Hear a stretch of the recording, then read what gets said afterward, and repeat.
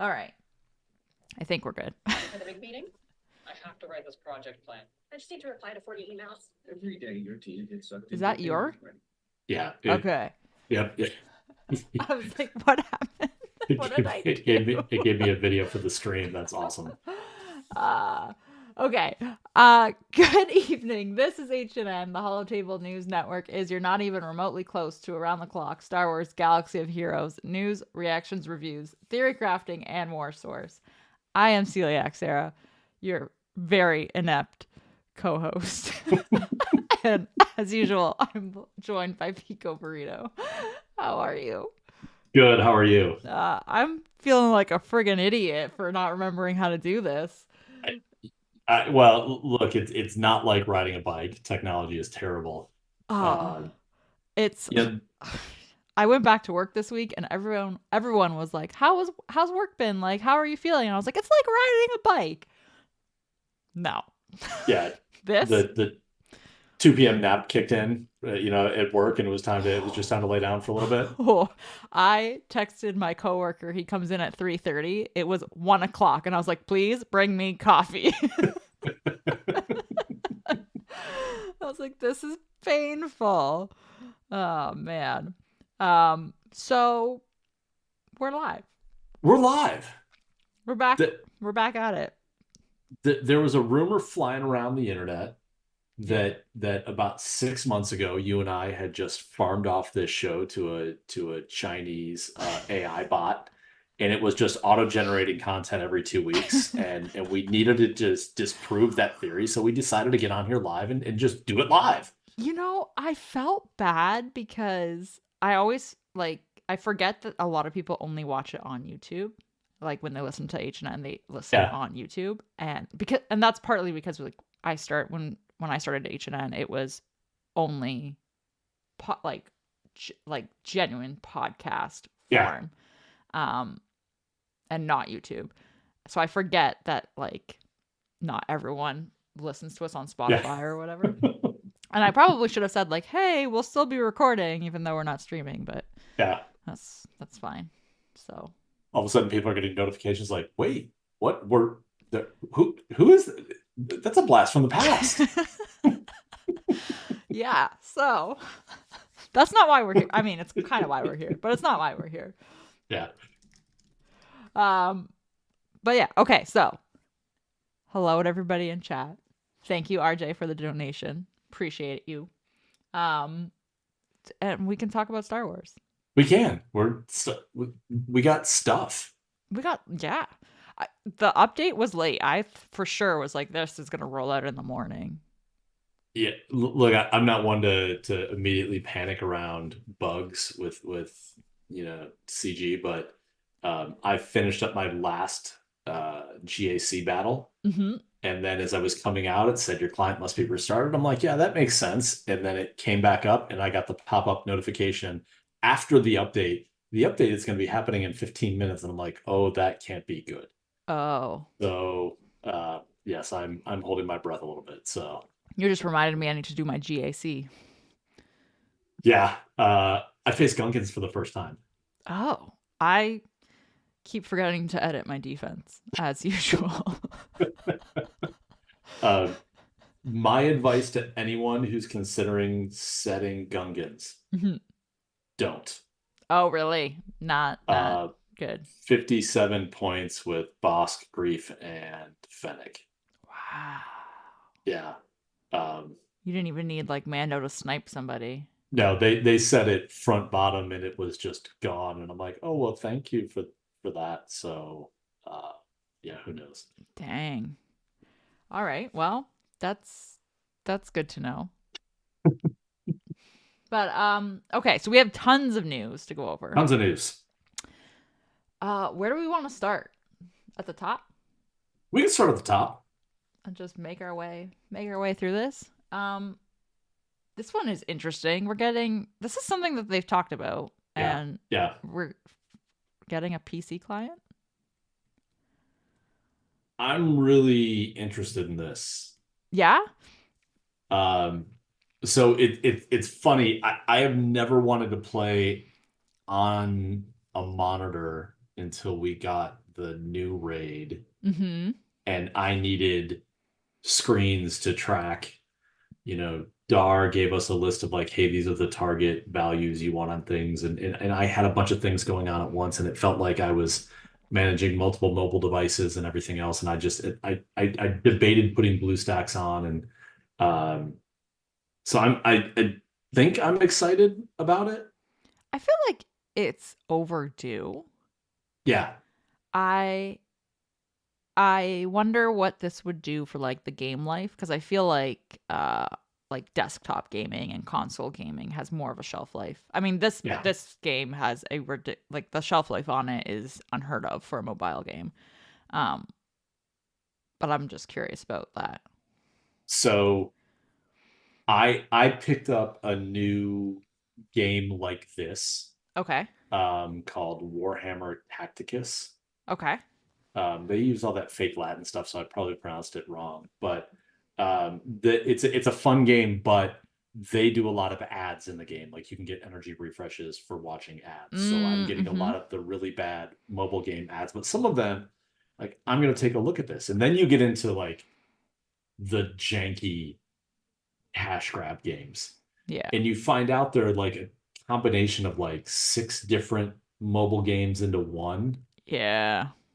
And which got me thinking, I think there's a way that they can maybe open this up to some different styles of game. Like I wonder if we're not gonna get, maybe we get a game mode that you need a controller for. Because you can do the on-screen controller piece, but the where my head immediately is going right now, and I think this would be so awesome, is what if it wasn't a 5v5 battle, but if you've ever played anything like Final Fantasy Tactics, where you've kind of got like a grid system and you have to move characters across the grid, what if we got something like that? But because we've got the bigger screen, that's where you can drive it. Oh. Well, then you got to make this more than PC. Yes. Like I can't do this because I use a Mac.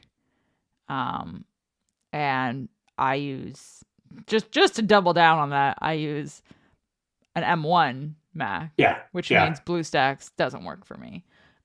Which means I can't do like the parallels thing and install an instance Yeah. of Windows because it's not gonna work. So yeah, they would have to, I feel like if they're gonna go that route, they have to like make it work for everybody. Yeah. I wonder if, so nerd time for a second. Okay. So typically when we talk about something that, or when I talk about something that is cross-platform, I call it x86. All right, it's Okay. an x86 CPU. That is not how most people in the world talk. As an example, today I am going to be teaching a class for some of my coworkers next week, and I sent out like, hey, here are all the things I need to make sure you're ready. And I said, I have this cable for your PC. And like one of the people responded back with, well, I have a Mac. And I'm like, yes, we actually all have Macs, but PC is the generally agreed upon term for a computer versus a tablet or something else from that side. So I just wonder if it's a case that maybe CG is not using tablet or PC in the Oh. context of Windows, and maybe they're talking about it. I hope it's in the context of a PC. screen with a CPU attached to it. So, and yeah, I have a feeling it's in the context of Windows, probably. Yeah. I mean, sadly. we can hope, I but know. yeah, But so this is, they're rolling this out as a beta. Did you sign up for it? I did. And for anyone who wants to sign up for it, it's not your 9 character player ID. It's the super complex, like Oh, like the 75 jumble, character thing. Yeah. the one that Uh, we all originally used to link our .gg accounts.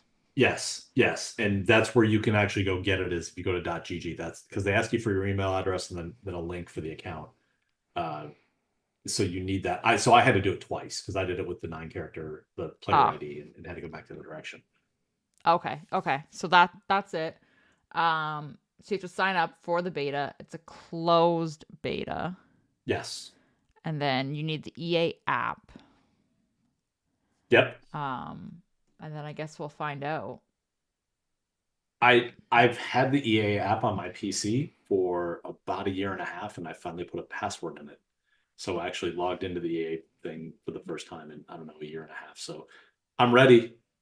Meathead, I know you're listening. Just go over and add your old buddy Pico into the beta. You know what? I hope you get into it. I want to know what's going on. So that's exciting. Clearly we'll provide feedback. All of it will be positive. I promise. Yeah.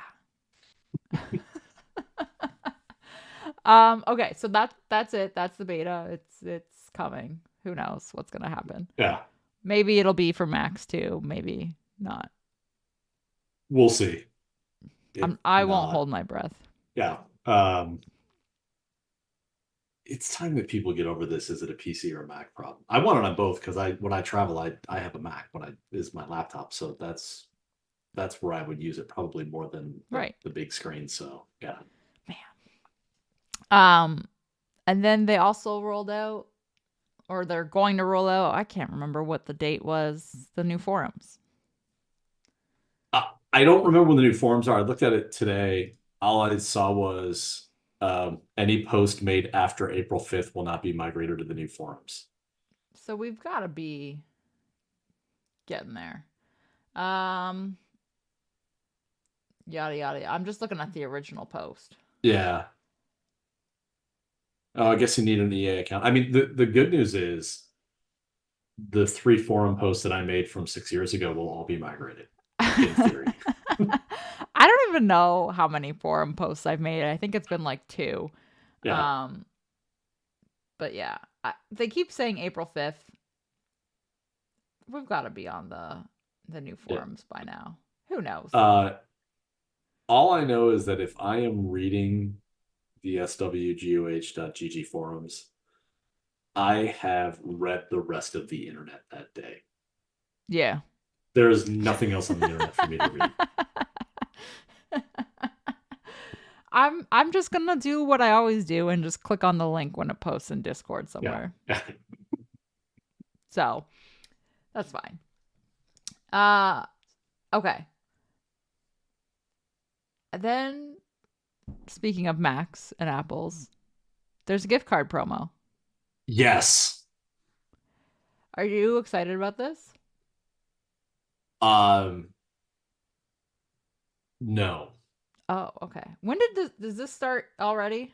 No, it starts in a couple weeks. I am not excited for this because of some problems I've had personally with Target and Apple gift cards. Oh yeah, and it's only at Target for you. Yes. So this is a public service announcement, and this is not a Target problem and it's not an Apple problem. But twice last year, I bought physical Apple gift cards at Target because like there was it's my bank's credit card, they give you like the bonus bucks back if you spend them at certain stores, and I needed some crystals. So I'm like, well, I'm going over to Target because I'm at Target all the time, and I bought a card.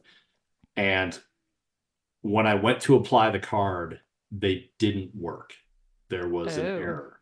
And I had to jump through a bunch of hoops because Target wouldn't take them back. They told me to contact Apple. I got someone at Apple to help me. But I had to not only have a physical copy of my receipt, but I had to have the physical cards with as well. So I had to take all these photos and I had to jump through all these hoops to get everything sent back the other direction. And the person at Apple is phenomenal to work with and just started asking some questions. And they were kind of explaining that the Apple cards will actually age out of their system. So like Target may get hundreds and hundreds and hundreds of gift cards at Christmas. And if they don't sell them all out, they'll stay up on the shelf. And maybe you get far enough back in the stack that you start pulling them off at that point, and they've aged out of the Apple system, and then they don't work. And then the problem that they run into is like a lot of times I'll walk out of Target. If I take a receipt, I'll throw it away. I would have been out of luck. Yeah. So for anyone who's planning on doing this, hold on to your receipt, wait till you process everything. And if it doesn't work, contact Apple. They're great with this, but that's why I'm not excited, because I'm just so worried about having to go through that hassle again. That seems like a Um, stupid system. it was like a week to get it back. Man. Um, they also told me some stories about the lengths that people will go to essentially steal those gift cards. Like the person I talked to was explaining that people will take an X-Acto knife and cut the little security strip off the back and pull it out, and then pull the codes. And yeah, it was crazy, but the deal is great. I'm just worried about buying cards from Target. I mean, valid. Yeah. I was curious about this because someone mentioned this in a chat that I was in, and I didn't ask about it. The idea popped into my head after the fact.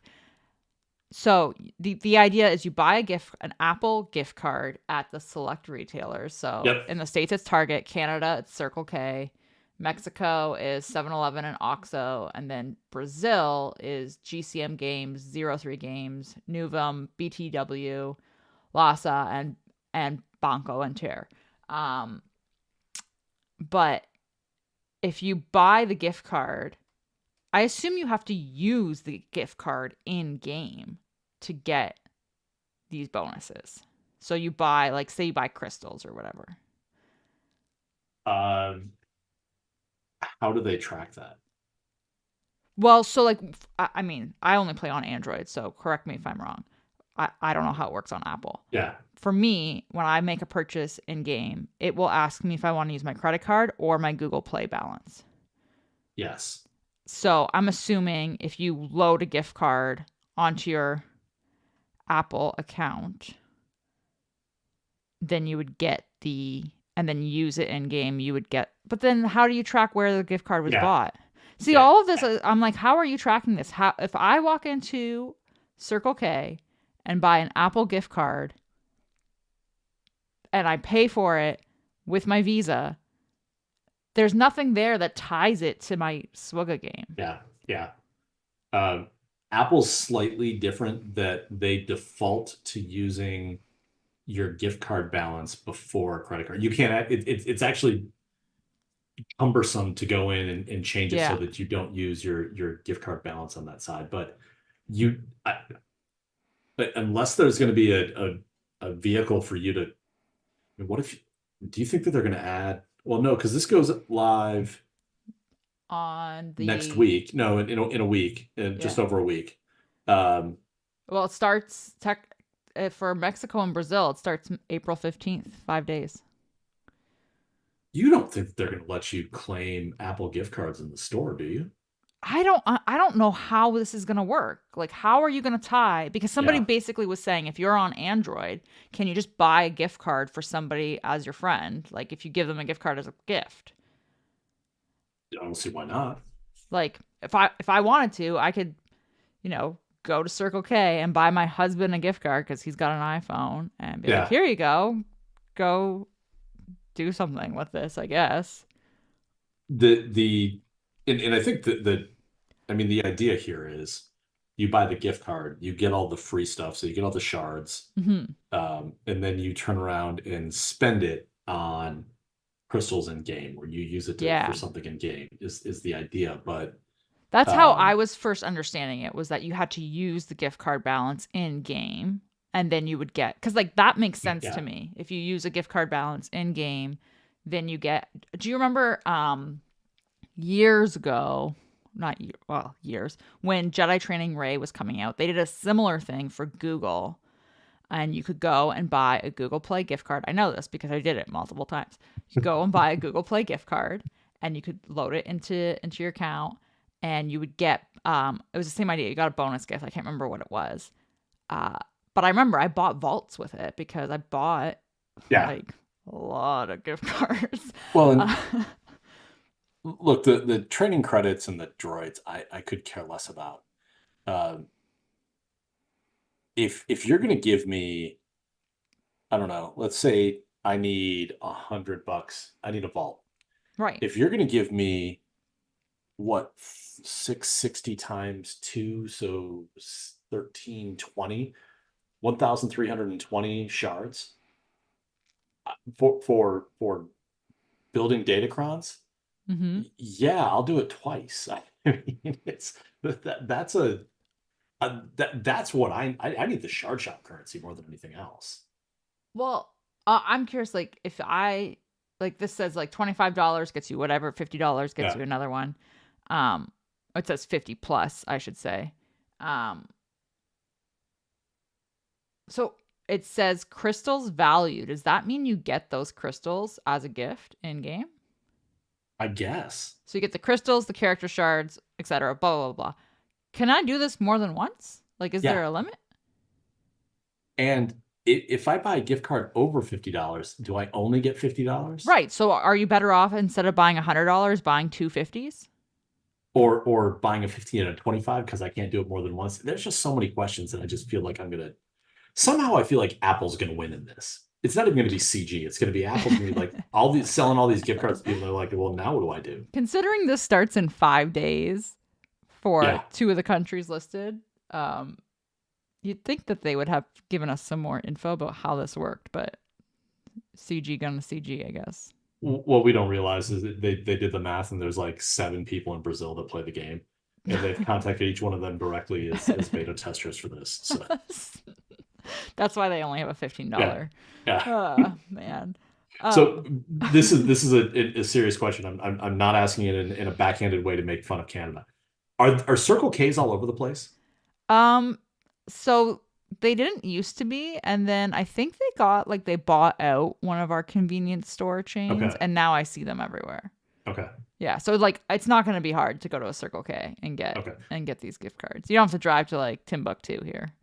I mean, you can't swing a dead cat and not hit a Target in the U.S. I know. I was so sad when Target closed in Canada. Did I tell you that I went to like what I think is the world's largest Target outside of Minneapolis, where they're located at? No.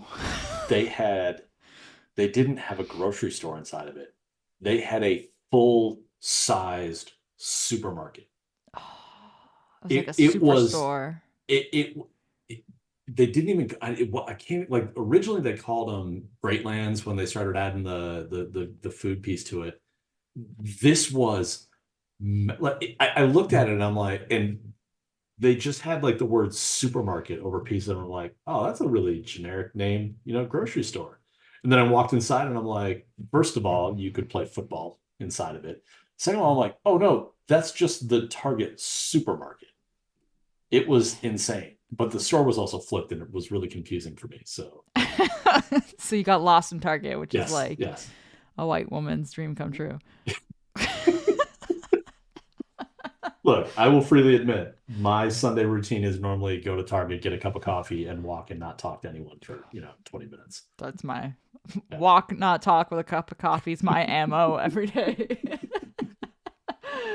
Okay, so all that to be said, we don't know how this is working, and it's starting in a week.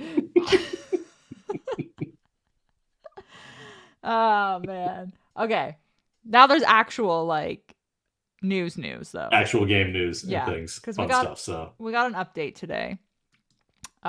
Yes. And Stop is farmable. Yes.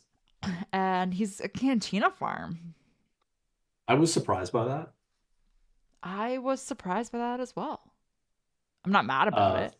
No, and 7F isn't an overly expensive node, is it? 16 energy. Actually, isn't it better to get the 16 energy nodes because you get the shards faster? Or did I make that part of the story up? I think you made that up. Okay. I mean, that's how we know we're live. It's we didn't have the AI fact check anything that we're saying here. I feel like you get the shards faster on a lower energy cost node because you're simming more of it. Got it. Right? More attempts than so they're not weighted? No, I don't think so. If they're weighted, that is news to me. Someone can correct me. And the only weighting that happens is when you go above six stars and you promote, and then you get to 99 out of 100 and you sit there for 5 Wait, years. I put a roll of tinfoil in a drawer for this conversation. Ah, man. Okay, but he's farmable. We're getting the last Gungan tomorrow, so they had to put that marquee in game. Yes. Same marquee structure as the other Gungans. They fixed some bugs. I don't know. I don't think there was Nothing anything crazy. in here. They fixed Ooh. something on Queen Amidala's kit, but I don't remember it, so I don't know what it really means. What is interesting, and I don't remember if they have done this. Maybe they have. So Stop went to Cantina. He's on the node where Spirit used to be, Night Sister Spirit. Yes. Spirit is going to Galactic War Shipment, and they said forever ago that they weren't going to add characters to those stores. They did that recently with something else. They did, right? I feel like Yes. why Yeah. are you do why? Just why? I think because they've got so many people that need those old shards, but also have finished Galactic War. I mean that's the big thing, is that they're just trying to make it more ways to get characters in people's hands I guess. without needing energy. But isn't it faster to just farm it? I guess it depends on where they're farmable.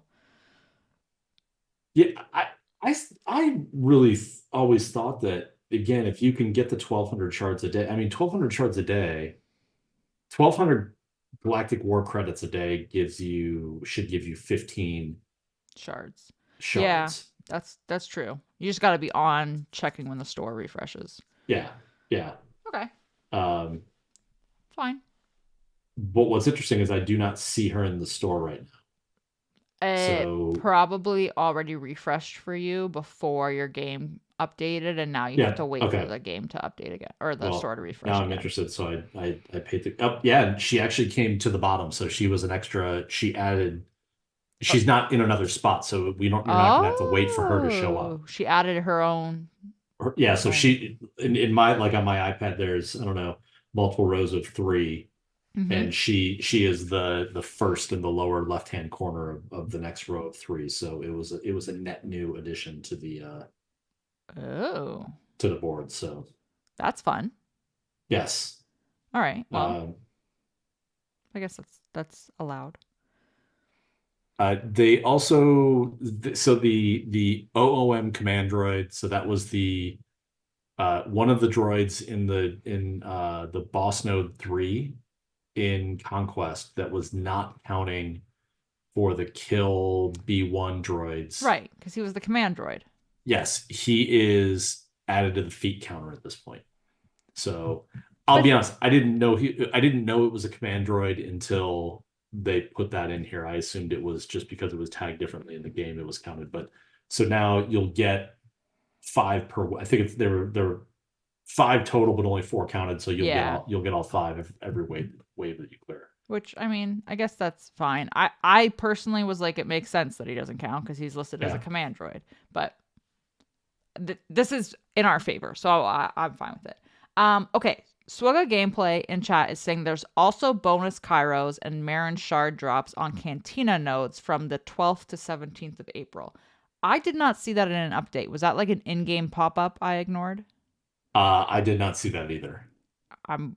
Is that like if you have this character, if you have the Gungans done, you get this kind of thing? Or if you have Stop at 7 stars, you get that?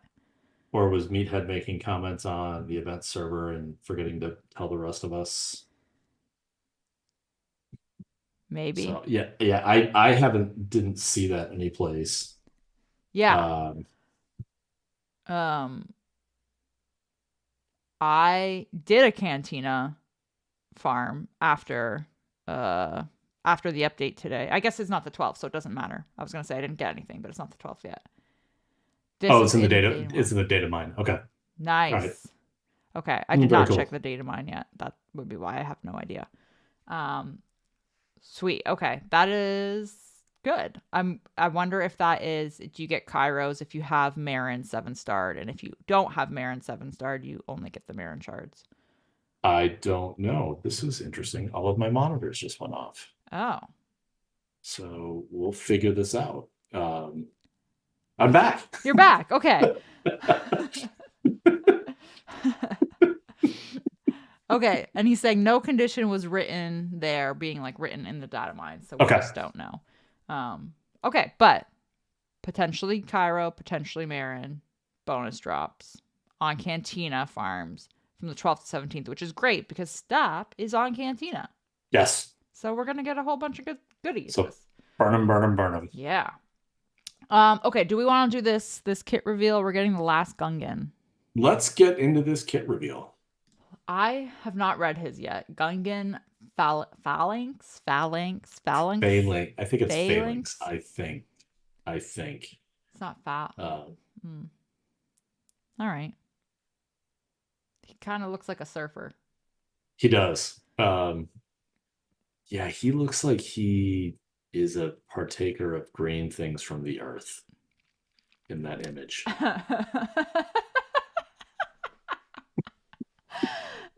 He does. He does. He really does look like he's just gonna like go and surf and like yell cowabunga, dude. I'm surprised it's not one of his abilities. All right, so he's the last Gungan. He's, like I said, the same marquee style. I'm curious about this. So for the last 3 Gungans, yes, I just did the 2 lottery packs and then got the shards that way. And then my idea was to farm Boss Nass off of the node once he goes farmable, and then maybe pull a couple of shipments for the 2 in the middle. And then for this one, since he's the last one and we don't know when Jar Jar is going to come around, do you think it's reasonable? Like, should we be pouring more crystals into these gamble packs to try and get further ahead now? 100%. I feel like that makes sense. So obviously I was doing the 2 gamble packs to get to 3 stars and then take advantage. I feel like I need to get him to like 4 or 5 stars on day 1. With the last 2 characters, my cost to 7-star came down to about 120 American from what would typically have been 300. Okay. So I think that there's an argument to be made to get to 6-star. Mm-hmm. And then I think you need to be 6-star plus 10 to get him. You need to get him all the way through till the end. I think that there's an argument to be made to do that. Okay. Yeah, because I'm trying to figure out, do I just try to have him be like done by the end of the marquee, or do I try to find like a sweet spot of where he would be shy that I could theoretically buy from shipments later on? And the reason why I'm talking about it in terms of buying a vault to get him there is because you need to have some level of crystal to get the middle 2 through shipments. Yeah. You know, if you don't have a store of crystals and you burn through all of them on this one, now you've got a character and you don't have the middle and you're still in the same boat. Exactly. Where you sit from that side. Yeah. So I'm at 21,000 crystals. Okay. So I'm like, do I burn some of these? But I need to spend what's the sweet spot? I think so. It's let me do some quick napkin math here. Napkin math. Ooh. Yeah. So let's see, 185, 65 divided by 7, 35 times. That number will be wrong. See, this doesn't seem right that it's going to take. No, that's because I didn't do that right. Man, this is where I need spreadsheets. It is 65 plus 85 plus 10 is all that you need. So it's 100. You need to buy 160 shards. Okay, gotcha. Yep. Because you're getting 90 from somewhere else. The average pull, or the most common pull, is 7, so that would be 22 pulls to get there, and it's at 1,300 shards. Yeah. That's 18,000 to get, is what that's saying. But that doesn't match up with what I'm hearing from some other folks of what they're getting. Because I've heard a couple people say like they've got 35,000 crystals on hand, and they think that they're going to walk out of this with crystals still in the bank. Yeah. I'm almost wondering if it makes more sense to buy the pack. Like the pack for money, and then well, I was gonna say you get Omicrons, but you don't need them now. Yeah, we'll get into that. Oh my gosh, I have thoughts about that, thoughts and feelings. Okay, let's look at his kit, because that's it. That's the main thing. So he's a tank, and he's obviously a Gungan. Yes. Obviously, Marquis, you need him for Jar Jar Relic 5. Yep. He has, it's right there in the fact, because apparently they thought this was worthy of a fact. He has a Galactic Challenge Omicron. Oh boy. Oh boy, indeed. Yeah.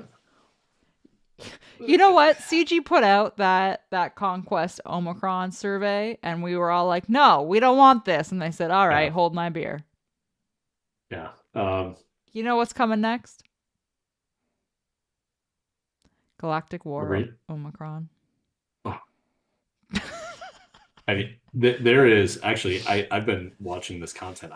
I find it incredibly interesting, but on the HNN Discord, in the, and yes, I've find it. I know exactly what you're talking about. He goes through Galactic War. Yes, and I can't find the stupid channel where all that's at, because now I want to actually make sure that we're sharing their name on that side. Mm-hmm. Where is it? It's somewhere. You'd think that I would know how to navigate our Discord server, but I'm really bad at that. So not entertainment, it's not in social. Self promo. Why can I not find that? I can't remember where it is. I should know where it is. I put the channel there. We are going to. We will find this. In self promo. So it's in social. That's where it is. All right. So there we go. So this is videos from. Man, we are so out of practice with this. We are. It's running Bald Man. That's YouTube right. Channel called "Can He Solo Galactic War?" And he puts these videos out where he picks a character, or he picks, in the case like he's using some of the Gungans in these cases, but he's basically finding a character and see if he can get all the way through to the end of Galactic War. Which again I think is a phenomenal concept for a bunch of videos. So check that out. I would like to know, Running Bald Man, would you apply a Galactic War Omicron? That's what I would like to know. Yes.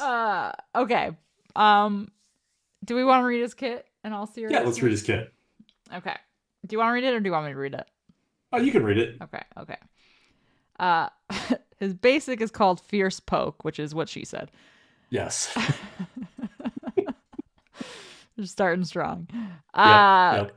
Deal physical damage to the target enemy and inflict defense down for 1 turn. If the target enemy already had defense down, apply daze for 1 turn.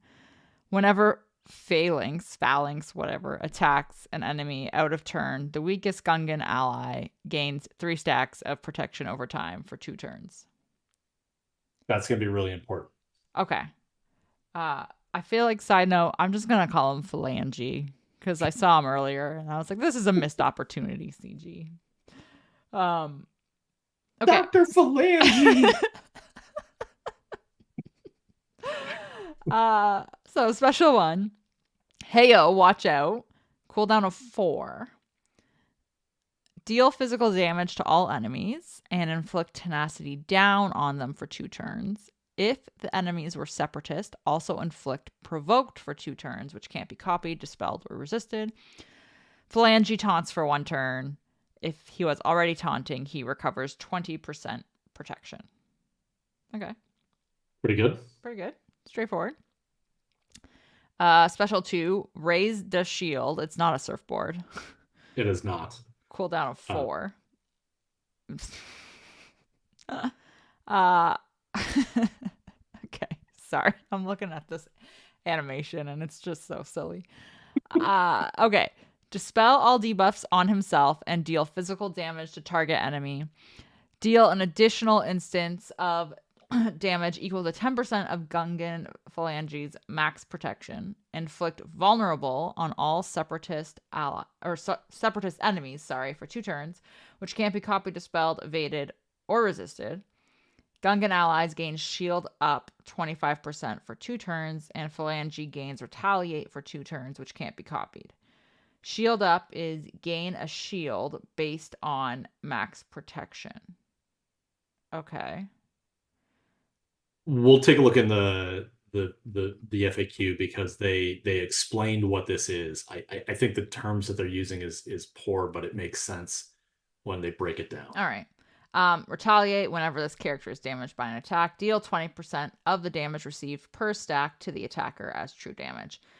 This damage cannot defeat enemies. So, unique 1. Let Misa help. This is a Zeta and also an Omicron because apparently they did not want to include the Omicron word in this kit. I don't think anyone wanted to include that word in this kit. It felt dirty just writing it. Yep. Okay, so at the start of battle, Phalange loses 75% max health and gains that much as max protection.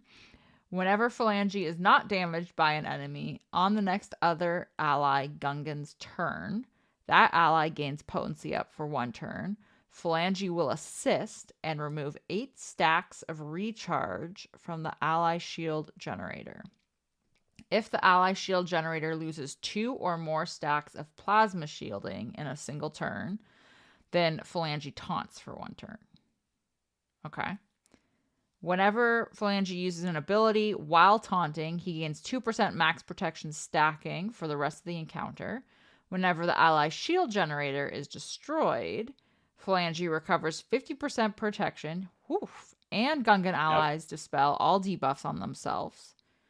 Dang. If there is an active ally shield generator, Gungan allies are immune to protection disruption. Whenever Phalange assists another Gungan ally, that ally receives foresight for 1 turn. So that protection disruption, like anything else in this kit is great. That protection disruption piece and that they're immune to that. Yep. That's the most important thing in his kit. Yeah. Because they're if you get rid of protection, they're going to fall over to a stiff breeze.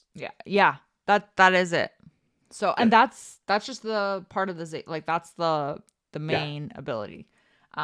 The Omicron, which is while in Galactic Challenges, believe it or not, at the start of the first turn, the ally shield generator gains 10 stacks of plasma shielding. Enemies can't assist if they are targeting Phalange. At the start of the encounter, and whenever an enemy is defeated, all Gungan allies gain 100% evasion for 1 turn. Whenever a Gungan ally uses a special ability for the next 2 turns, all Gungan allies have plus 50% offense, and their basic abilities expose the target enemy for 1 turn. Whenever a Gungan ally inflicts defense down, all Gungan allies gain offense up for 1 turn. Whenever any Gungan ally attacks out of turn, they remove 20% turn meter from the target enemy. Whew. It doesn't do anything. Like, this is the thing. Like, it's Galactic Challenge. How many Gungan themed Galactic Challenges are we gonna get? And even then, it's not worth it. We rarely get win without dying. Right. And when we do, you take in a GL. Yes.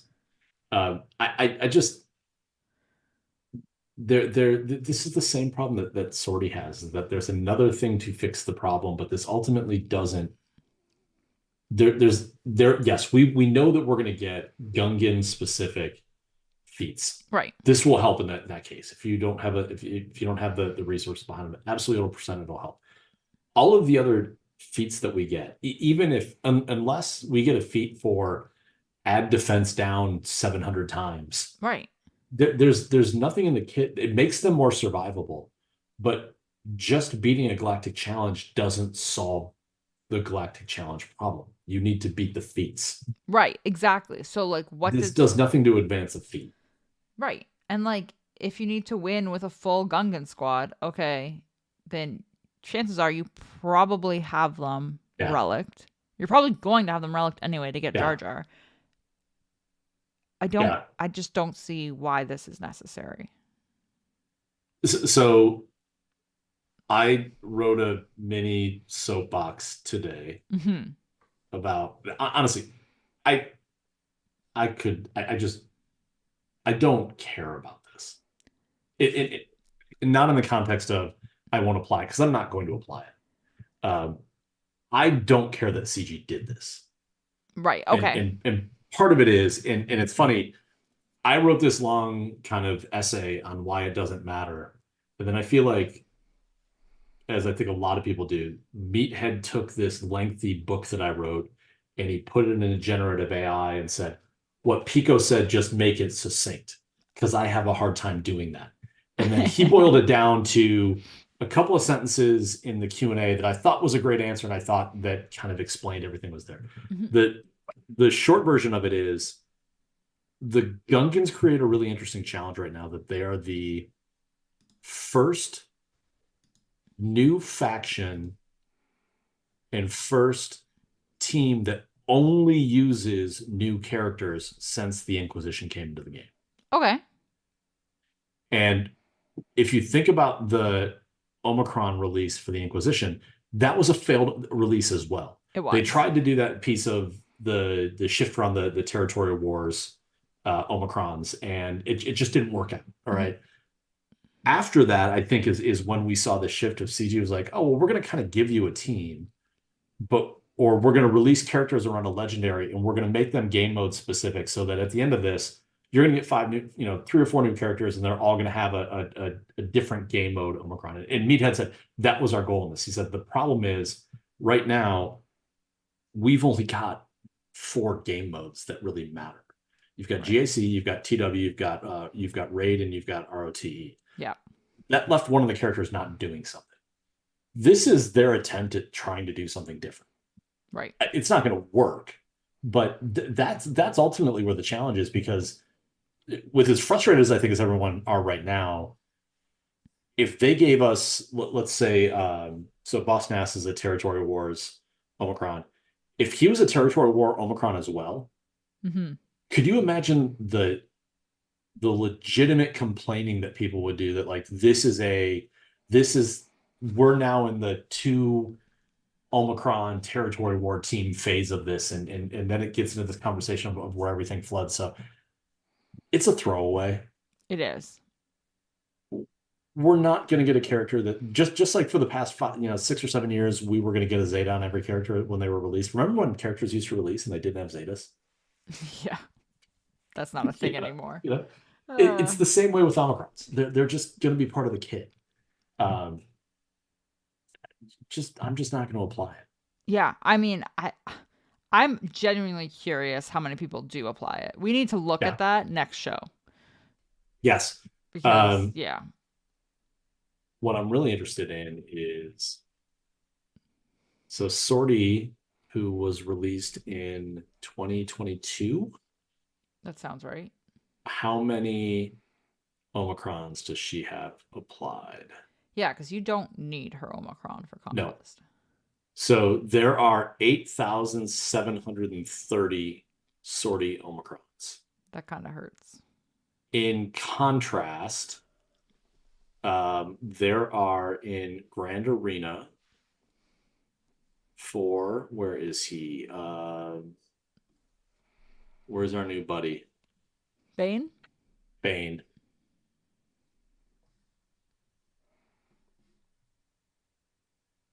Rule of 2 has 20,000 applied already. Malevolent Whirlwind has 6,500, and Essence of Dominance has 15,000. So way more. Way more. Yeah. I don't think that sortie actually is of let's put it, there are more scout trooper raid Omicrons applied than there are for sortie. So it's people just aren't going to apply it. Yeah. Um, And honestly, I don't think you should apply it. I think it's stupid. No. Even for a smaller roster, where the argument would be, oh, it'll help you complete a feat or whatever. No. Just cut that shit, put an Omicron on somebody else for GAC and call it good, because this is a waste. So would your opinion change if they modified both sortie and Phalangy to be that Omicron works in both Galactic Challenges and Conquest? No. Okay. I think they're both a waste. Okay. I do as well. You don't need them. And this is the thing. Galactic Challenge and Conquest are kind of similar in the sense that you have player modifiers, you have enemy modifiers, and then in Conquest, you also have data discs and consumables to help you. So, there are ways to get through the feats if you really, really want to try to get as many of them as possible, red box, whatever, as high as you can based off how big your roster is. I think this is such a waste. I think you have a way better return of investment of using an Omicron, which is the rarest resource in the game right now, on a character in Grand Arena or Territory War, if you're in a Territory War guild, and getting your value back that way, because you're going to be building your roster a lot faster with wins there and crystal income there from GAC. Yeah. No. So on the shield thing in his kit, yes, they talked about this in the Q&A, and actually I thought this was a really well written response. I don't like he used poor terms, I think, in some of this, but one of the things that he pointed out starting off is, and again, I think this is a case that not a lot of people understand this, but protection up is based off of max health. Yes. So when you get 20% protection up, they take your maximum health number. Right. They take 20% of that, they turn that into protection, and they put it on top of it, which is why for characters that have protection up in their kit, it's better to have a higher percentage number than it is for an overall. So that's confusing. So in the example of protection up 25% creates a temporary shield based on 25% of the character's max health. Well, when they lose 75% of their health, that's a really bad number. Like that's you're getting 25% of 25%. That's an eighth of what that overall health number is. So they came up with this idea of shield, and shield will give you 25% of their max protection number. Right. Added on top of it to essentially they're doing it so that they can actually make protection meaningful in that case, understanding what they've done to play around with the kit from that side. That's a really good way of explaining it. The problem was he kept referring to protection up as shielding the character. Yeah. You can't use the term to describe the term. You've got to talk about it a little differently. So yeah.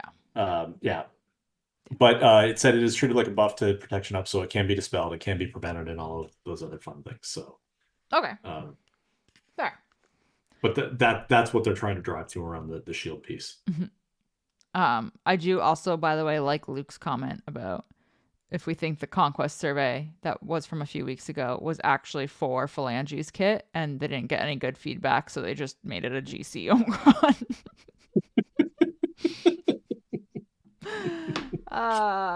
Maybe. Well, no one's gonna do it. So I really think it was a case that two of them were sitting around and they bet a case of beer on. I bet I can get 500 people to apply this Omicron, and they're like, all right, release it. Let's see what happens. Yeah. So, oh man. Yeah. Okay. That's the news. Yeah, that's the news. I'll be honest. I don't understand the Gungans. Me neither. I don't understand how the shield generator works. I'm gonna need Jar Jar, and I'm gonna need to play with them to figure out how it's gonna work. That's the other thing, is we don't know the last piece of this team. Yeah.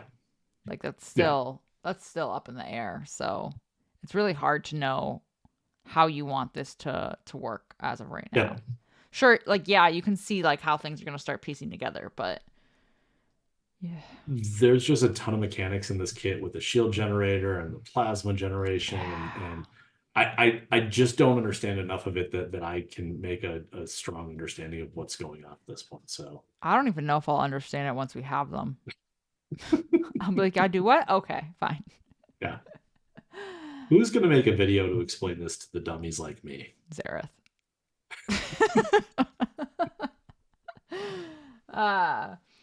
All right, so that's the news. What's our did we do our That's No Moon, our big topic? I feel like we kind of did. I think we did. For me, it's the PC plan, and I wanted to make sure that I talked about the Target thing because, again, hold on to your receipts. Just protect yourself in this case. Yeah. I really hate to see people get burned from that side. So yeah, that's a really, really good point. I just want to know when we're getting Jar Jar. yes, I was kind of hoping we were going to get some details about that this week. Yeah.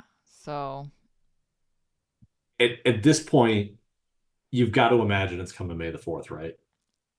I mean, that's gonna be fast. Well, will Phalangy even be in shipments by then? No. Well, maybe we get the announcement, or maybe we get the kit reveal. Maybe. I could see them doing the kit. Yeah. Yeah, maybe he is gonna be earlier because they might want his event to run. I mean, I still think he needs to be a permanent Journey Guide event. I do too. I do too. I don't know if that's the case. They did say in the Q&A, they said because people were pointing this out and asking questions about it, but this is the last marquee of the Gungan characters. The remaining character to complete the squad is Jar Jar, who can be obtained through his legendary Journey Guide event. Legendary Journey Guide event is what they have also called Grand Inquisitor. It's what they've called Jedi Cal, and they were not permanent events. So I find this annoying that they do this because yes, Journey Guide was implemented as a permanent type of creation system, and they've completely changed that now, which now it's just really good characters that you need other characters to unlock. Correct. It's just a button that you push in game. So who knows if it's going to be permanent. I think it'll be stupid if they don't make it permanent since you want him for the raid. Yep. But maybe he'll be monthly like Bo.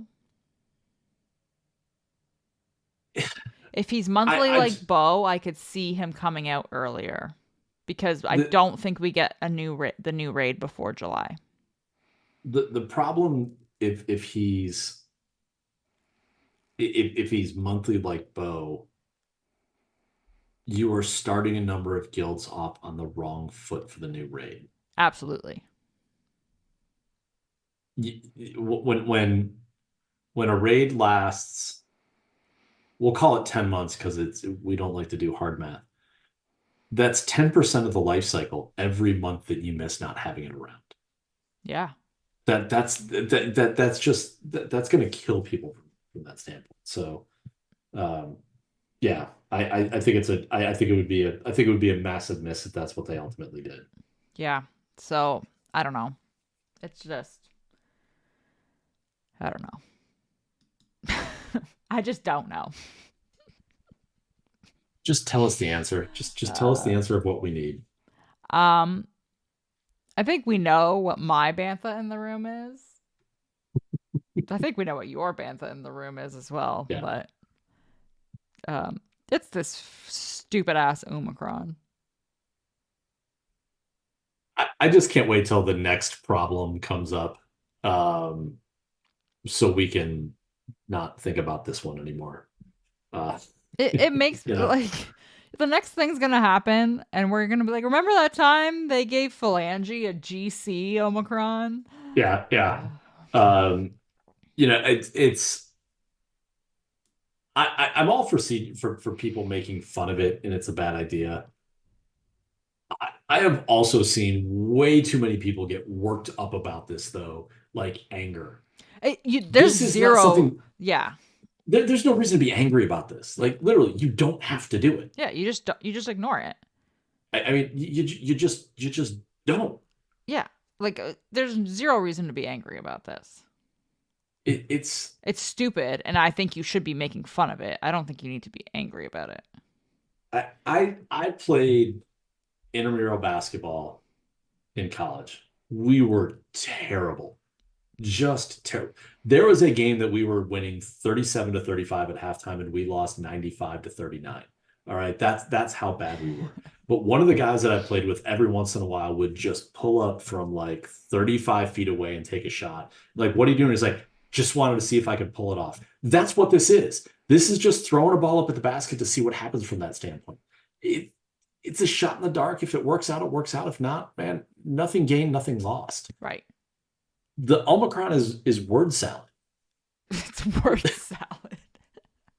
Yeah. So I just, I don't know. Yeah. Okay. Let's be positive. Let's do I Love You, I Know, because we've been playing this game for 8 years somehow. Holy crap. Yeah. So Pico, what have you been enjoying lately? So I want to send a huge thank you out to Zareth. He puts out his GAC videos at the start of every month, and talks about team recommendations for offense and defense. And again, they're great 35-minute videos. I used to watch them a ton, and then I just kind of got tired of trying to set up tough defense. Like I pivoted to the efficiency meta way before everyone else did, just because I didn't like losing. Yeah. Like I don't like losing fights. But I had no idea what to do with this current set of stuff. So I basically took his recommendation and I put it into place, and then I opened up the game on the first day, and I'm like, oh, all the teams that I normally use aren't here. They're on defense. Yep. So I got a chance to use a bunch of teams that I had never used before. Mm-hmm. And I really appreciated it. It was fun. I used Savage on offense for I put the Omicron on Savage the day it came out, and I have never once used him. He has been on defense ever since. And so it was like, I got a chance to just use a bunch of different teams and use a bunch of different characters that I hadn't before. Mm-hmm. And it kind of made me think and try and figure some things out. And I really appreciated it. I thought that was pretty cool. So I like that. Yeah. I tend to ignore my GAC. And I know that there have been a few times where occasionally Zareth is logged in to do GAC for me for whatever reason. It's rare, but it's always funny because it usually involves a message of some sort being like, why do you have this on defense? Or something along the lines of that. So it sounds like you had more fun with it. Well, and my guess would be that he's logging into your account to play GAC because much like me being on the EA or the GAC or the SWGOH forums, he too has read the internet that day and has run out of things to do. And it's just like, well, I'm just going to go play Sarah's GAC at this point. It literally always is like, like I have some time. Like, yeah. So mine is slightly different because there's nothing really going on this week.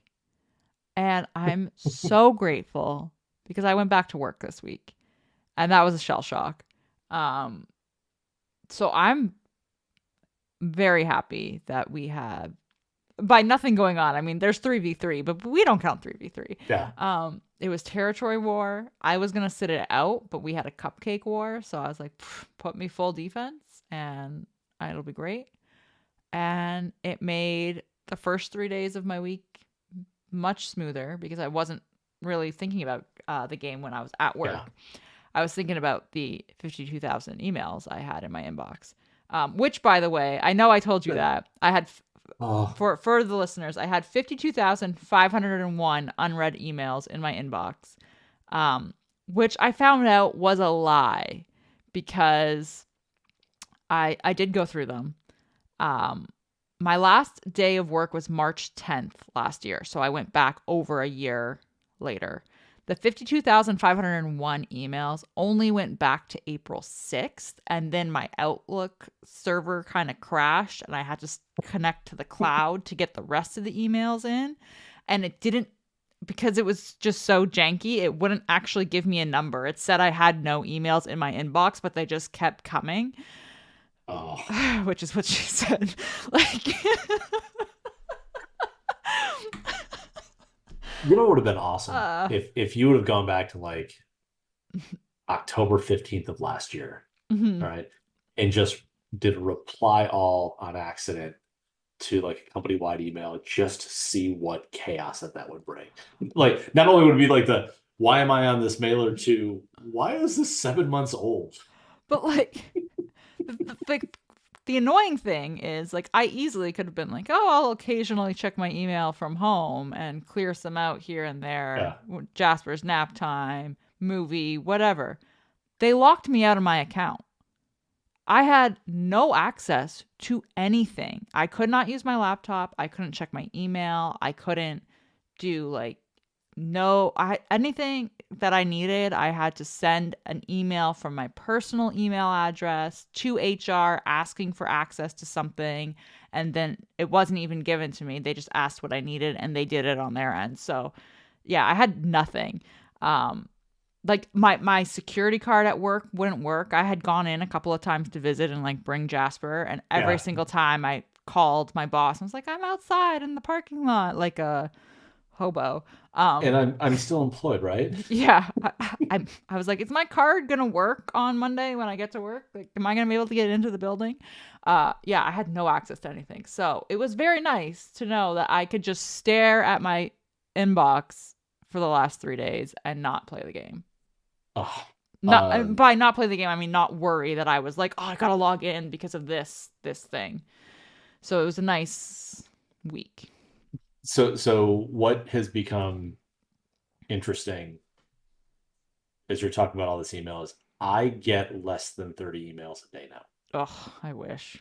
We have moved completely over to Microsoft Teams, WebEx, Spaces, whatever that is. If folks are familiar with that more chat-based messaging format, which now means if I go away on vacation, I've got like 37,000 spaces of just like, I don't care that these three people are having this conversation, but it's showing me on red, and now I have to go back through and look at it. So I don't, man, I would have just blown the whole thing up and hit delete all. Although I think you said they told you if you were to hit delete all, it would have actually, crashed the email server, which would have been awesome from that day as well. So. Yeah, they told me not to do that. So I just slowly went through them. Anyway, on that happy note, shall we do some Discord corner questions? Let's do some Discord corner questions. All right. Banja has the first one. Yeah, we had a lot of discussion this week, but I think there was only about 3 questions. And Banja's first question is, please do an in-depth side-by-side analysis of all 4 Gungan kits and recommendation for turn order, specific modding, stat thresholds for your listeners, for a friend. I would love to do that. I don't understand the kits. Yeah, me neither. I will commit that we will do that when Jar Jar's out and we understand how it works. But all I know right now is don't over rotate to health sets and health and protection mods, because you're worried about them dying. From everything that I've read, what I've heard other people say, and even again, I think Meathead gave some good advice here. The kit has a 500% defense built into it, right? So they're gonna live. That small health bars, they're gonna live. Mod them like you normally would. Attackers get attack stuff. Make your supports fast and your tankies tank, and wait for Jar Jar. Yeah. All right. There's a shield that does stuff. I'm still not sure what it does. Yeah. I still don't know if you want plasma or shield or... Yeah. It makes a cool little bubble, and then the bubble goes away, and then my Gungans die. That's all that I know. So, uh, Okay. Next question from Dar. so on a more serious note, if CG were to combine game modes for Omicrons, not likely in his opinion, but which modes would you see going together? So the idea here is, and where part of this came is I think this came off of the comment I made about combining the Galactic Challenge and the Conquest Omicron. So Yep. if you could combine two modes to them, where would it make sense for that to work? I feel like the most sense would be Territory War, GAC, and then so does this mean that like say you had Bane's Omicron, it would be active in the same Omicron. It wouldn't be different. It would just be the same Omicron active in both game modes. That's the way that I interpret it. Yes.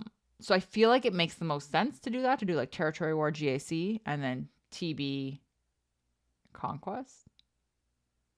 Raid? TB Raid? TB Raid probably, yeah. But then I feel like it would be more fun to be like Territory War, territory battles, because then I feel like you're getting more value. Yeah. Because you're doing it in PvE and PvP. But I don't know.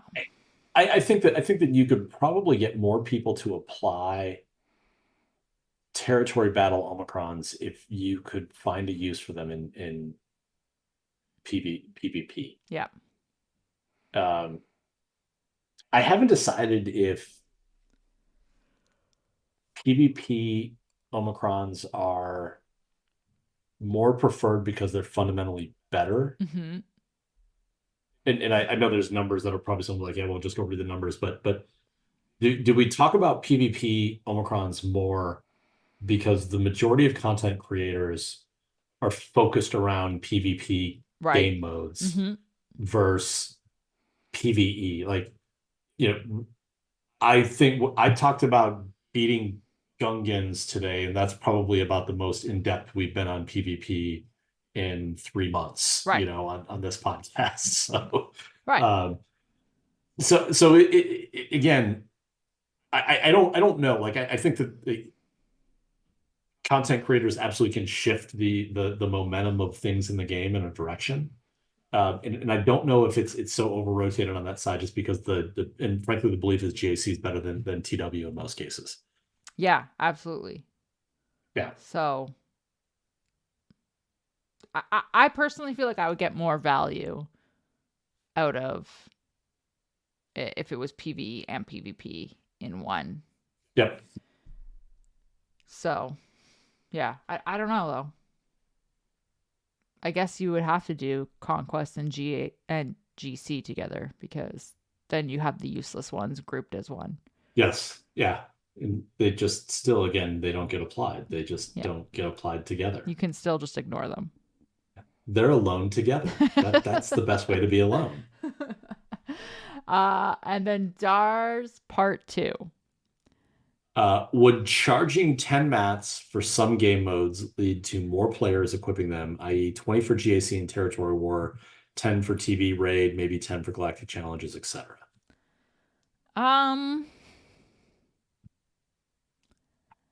I think it might entice people more. I don't know if it would lead to more. I guess it would, because people would look at them as being like cheaper. Yeah. It might make the return of investment. It definitely would make the return on investment like more enticing. Especially like the raid ones, because the raid is going to go away.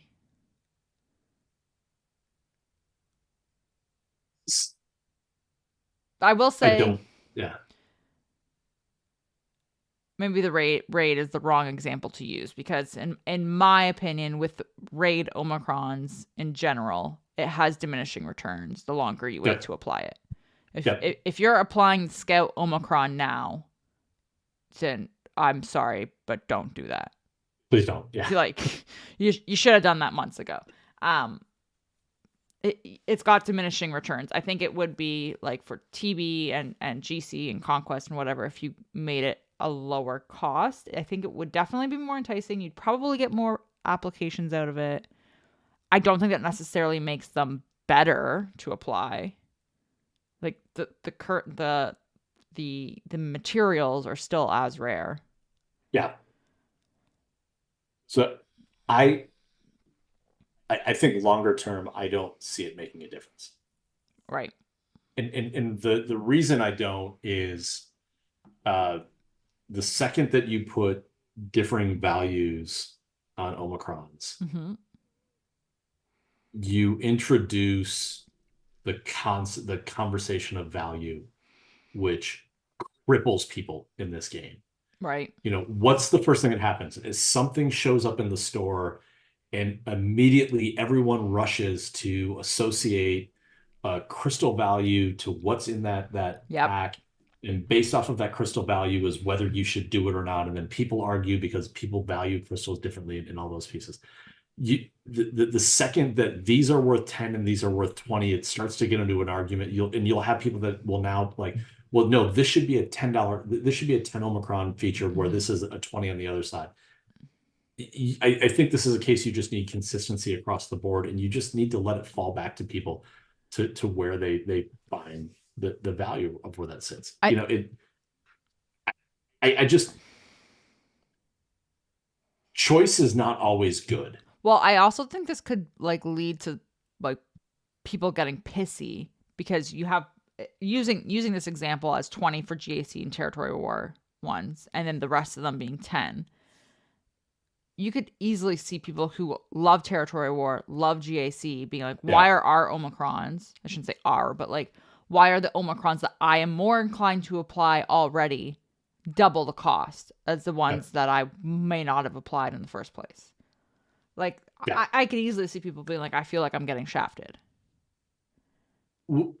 We already see people getting it. The one good thing that actually came out of this Omicron being announced is there was some really cool discussion over the day today about the relative merits of Omicrons. And it's interesting watching people that, again, we all do this, but I'm going to go pull data points to that and ignore others to make this. It's the rate Omicrons are terrible because they lose value in 9 months. And, my comment back to someone was like, Zam just called me to check to make sure I was doing okay because she hasn't heard from me in a year. Yeah, exactly. I don't use that one anymore. They are very much a temporary resource that allow us to achieve different things in the game. Right. I love putting territory battle Omicrons on characters because I get joy out of trying to maximize what I do on that in that game mode. And what I do right now, I can't do without having those Omicrons. Which is valid. But that's the way they want to play the game. I will typically not try to make an argument that people should apply them. But again, the second that it pivots it into that conversation, and I'm guilty of this as everyone else, I will point out to people that you will use a territory battle Omicron more in a month than you will any other Omicron in the game. Absolutely, because you could use it 6 days a week.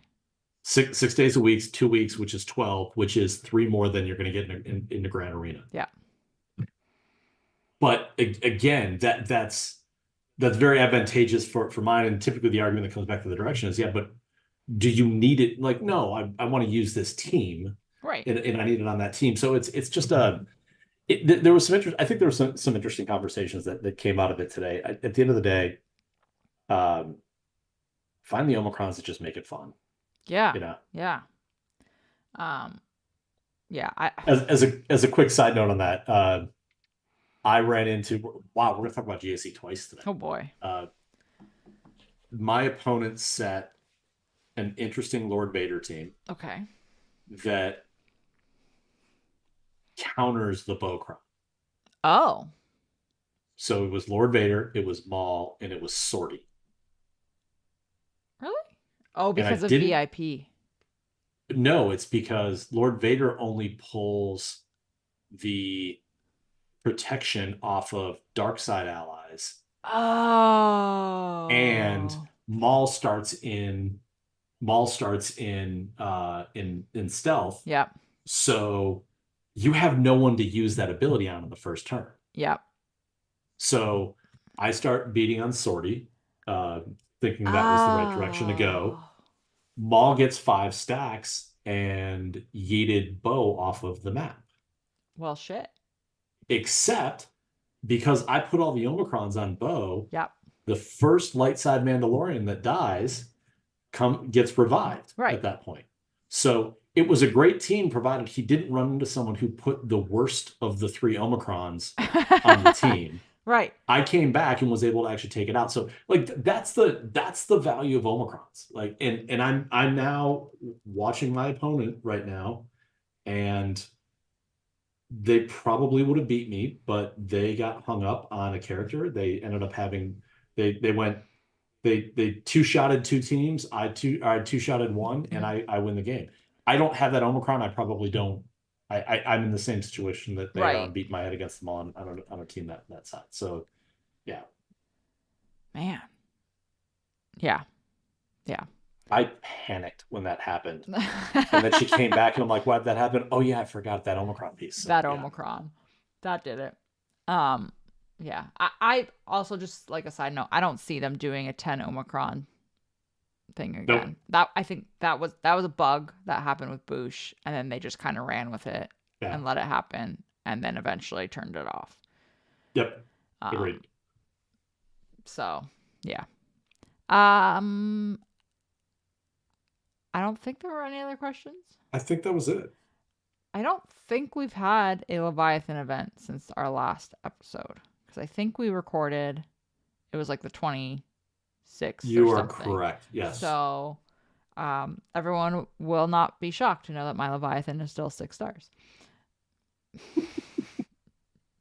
And it's gonna be great that when you get enough stars to do it, you're actually not going to, when you get enough shards, you're not actually going to take it to 7 stars just out of spite, right? I feel like I genuinely just have to let it sit there and not hit upgrade. Yeah. Like I feel like it just has to just be like, yeah, this is fine. And at least until, like, I think I have to do it at least until I get through a Create Expectations. Yeah. Oh yeah. And then see what happens. And maybe I'll hit it. I feel like if I don't, and I also feel like if I don't do that, and then if I don't upgrade it, and then I record Create Expectations, I feel like Xeris will log into my account and just hit upgrade. Yes. Yeah. Fair enough. He threatens to do that a lot with a lot of things in my account, and he never actually does and follow through on it. And I feel like that would be the tipping point. He would be like, "You are being fucking stupid." just do this. You just need to do this. He would do it. Okay, so I feel like we can ignore rank and file.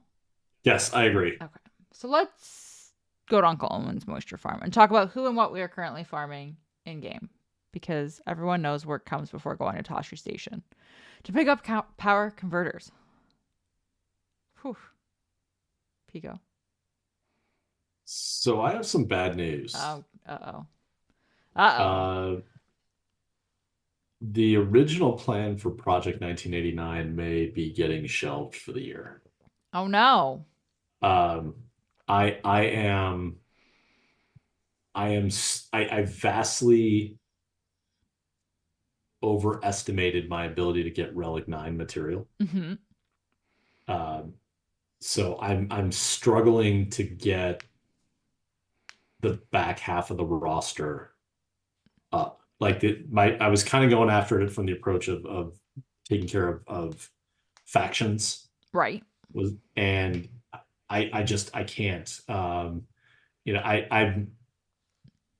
have about 20 tanks that are not Relic 9, and I just don't see a scenario where I can actually get them up there with how difficult it is to get to the other piece. So I'm still, characters moving forward will be 8 or 9, and I think that I've decided, and I'm Relic material is what I'm working on. The Phalanx will go to 9. I think I'm going to take Amidala to 9 as well, because she's got a tank with her, which to me says she's a tank. But I think I'm going to pivot the project to working on characters by the year they were released. Okay.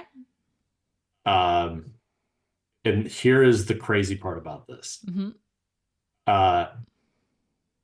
I have Grief, Mon Mothma, General Hux, Queel, and IG-11 Okay. are all currently in my favorites list. And when they are all moved to Relic 8, Mm-hmm. I will have every character released from 2019 to current at Relic 8 or 9. Really? Yes. That's good. What was really interesting is finding out how few characters were really released in 2021 as I went back and took a look. Right. That was the year that they didn't do a lot. Like that was, I had characters in 2020 and I had characters in 2022, but 2021 was all done. Mm-hmm. So that's what I'm working on right now. I'm struggling to, and I got to go back through. Bodhi sent me a spreadsheet, and I think he has data back sent from 2018, but I've only got data up through 2018. That's all that I could find on the event server, but that's what I'm working on and starting to kind of get things put away. Luckily, Amidala, I've got most of her gear. I had most of her gear already saved, so it was. Nice. We'll see what happens after the Phalanx comes Right. out. So, yeah. I mean, the good thing with Project 1989 and, pivoting to doing it by release year is that Taylor Swift was born in 1989, and that is a release year. So yes. You could keep it Project 1989. Yeah. It still all works. I mean, it's yes. Yeah. I did not. I was going to say this. I did not mean to make the noise and then follow it up. I spent 3 hours in my car with my daughter on Friday night and Saturday night coming back from an event, and it was great because she and I don't get a lot of time to spend together. But I can't wrap my head around the thoughts of a 12-year-old girl and just being that much obsessed with this thing. But if I look back at It's fair. when I was 12 years old, it was New Kids on the Block, and when my wife was 12 years old, it was the Backstreet Boys, and it is a thing at that age group, and it's great. But man, it was. We're gonna go off on a tangent right now. Yeah. There is, if anyone knows, a singer by the name of Ryan Adams, who turned out to be a terrible human being, but has put out some great work. He did a song for song remake of 1989. Oh, really? It is phenomenal. Interesting. It is not. I'm not saying that because I've always liked him. Right. It is. No one's gonna believe me when I say it's better than what she did. I don't believe you. It is great. It is just get it, listen to it, headphones on, and just do it. It's phenomenal. But I couldn't get my daughter to listen to half of the first song because she could not wrap her head around someone else had the audacity to do this. I mean, he would have had to have permission. Absolutely he did. And it was he literally released it within 6 months of when she dropped it. Yeah. It is phenomenal. You got to listen to it. I will say, all jokes aside, like, I totally understand your viewpoint. I have a I listened to Taylor Swift a lot while I was pregnant. Yeah. Which means that Jasper listened to Taylor Swift a lot. And I have a Taylor Swift sleepy playlist, which is literally exactly like what it sounds like. It's specific songs from her, and he falls asleep to it like insanely fast. It just knocks him out. So it goes on in the car when we're on long drives, and every single time, without fail, once he's been asleep for at least one song's worth, Trav is just like, okay, turn it off. Like, let's listen to something else. So I understand. Yeah. In terms of my farm, though, that is not Taylor Swift related. I'm still doing the gear for Gungans, and I guess now stop because he's on Cantina. So that's gonna start. I want to get him done as quickly as possible. I have a ton of signal data stashed because I've just been waiting for the Gungans to get to 7 stars to drop it. So I personally am not feeling the hit of being like, oh, it's a Cantina farm. Which I mean, Cantina farms to me are fast. You can get them done in like a week to 2 weeks tops. Yeah. And it does suck that you're pausing your signal data, but at least the character's done. Yep. So it's weird because he doesn't seem to be a character that's making a difference for me right now, but he's going to be needed in the raid. Like, yeah, he has to be needed in the raid at this point. I will be shocked if he's not in the raid list of characters. Yeah. Like, and I mean, I know we figured out a cheese for the stop kills in Conquest, but the more stars you have on him, the better. Like, realistically, for that. So it's all fine. It's gonna work out fine. Yeah, it's the gear on the Gungans and the relic materials. I need bronzium wiring. And again, the other kind of conversation this week was, where do you stop on the Gungans? You're gonna need them relic 8.